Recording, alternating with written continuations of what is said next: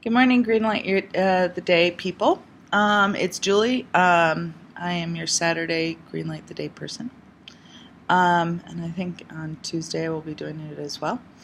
I've got my morning coffee. It's old pictures of my kids. um, and it is early morning here in Nigeria on Saturday. And today I thought I would talk to you about soccer. Um, Soccer is a game that I have been watching almost all of my parenthood life since the time my youngest child, who is now 23 years old, was about 4 or 5. And so I'd say about, 19 years. I've been at least watching it as a parent. And I've never played it because I come from the Midwest in the United States, and we didn't have soccer there. We had football, we had baseball, we had, track. We even had field hockey. But we didn't have soccer. So I never played soccer. I mean, I played, kick the ball around and stuff like that, but I never played a game. And anyway, but I enjoy soccer. I love it. Everywhere I've lived in the world has soccer has been the number one sport. So you get excited about soccer, as excited as you do about football, American football, or baseball, or anything like that. Anyway, longer story shorter. As many of you know, I'm a teacher, and we started the school year about 5 weeks ago. And my the new athletic director sent around an email and said, "Okay, coaches, I need you to sign up for coaching after school sports, as teachers do." I'm also the advisor for the student council, and teachers do a lot of other things aside from just the teaching part. And so week 2 went by, and he says, "Well, listen, we still need coaches for these teams." And, and I've never been a coach for anything. So I just click the delete button. Third week comes, and before team sports really start, and he says, "I have no one for the girls' soccer team." And I had thought about it, and I thought about it, and I thought, wow, 19 years of watching soccer can't hurt me. Going out and playing with my students and helping them become better soccer players couldn't hurt me 3 times a week. The worst I could do is just take girls who probably don't know much about soccer and make them a little bit better. And so I signed up, never having coached anything. And not really knowing every single rule there is to soccer. I mean, I knew the basic rules, but not like the detailed rules. Like how many times you can substitute a player and stuff like that. So everybody in my family here thinks I'm crazy. My father said, even to me on the phone, "Julie, why did you do that?"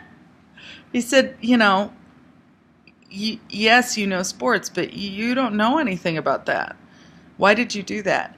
And I can tell you 2 reasons why I did it. And I'm talking to you about it, about Greenlight the Day, because I think sometimes, and this goes along with a lot of what people were saying this past week about taking risks and putting yourself out there even if you're not sure.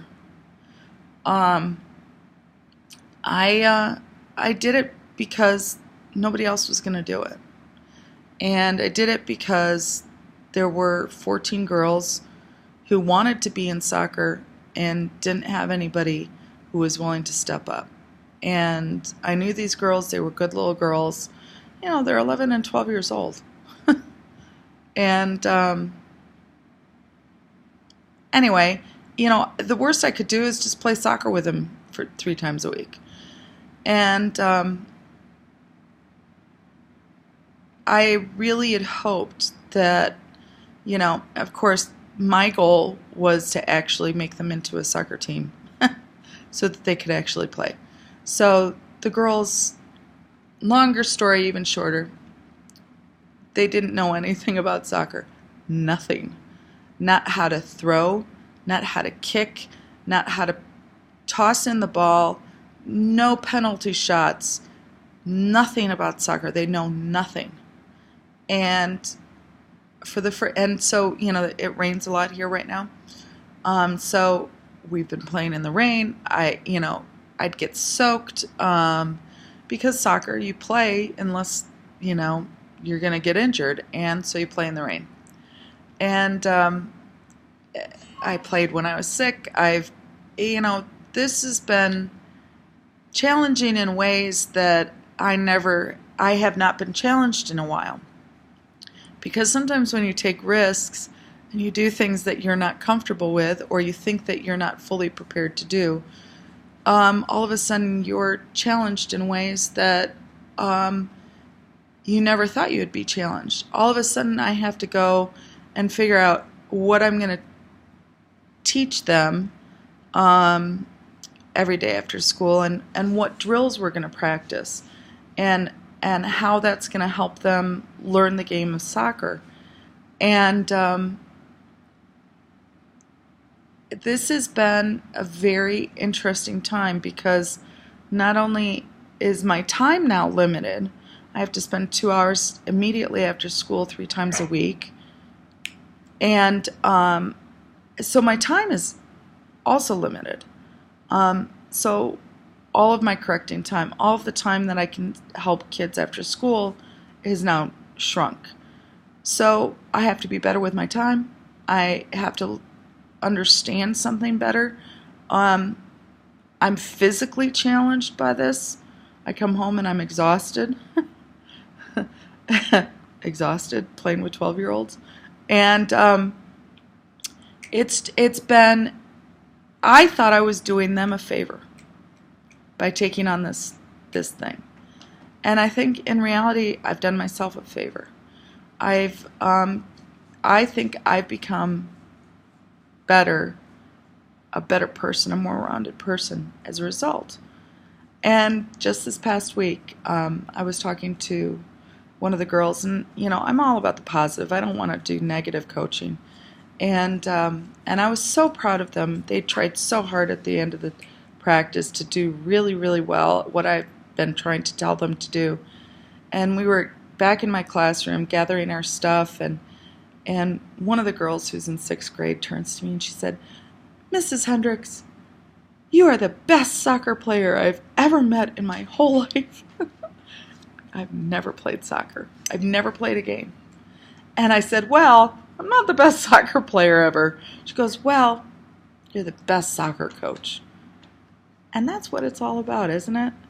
You know, taking the risk, doing something you're not quite comfortable doing, and you end up benefiting yourself, and hopefully you might end up benefiting others too.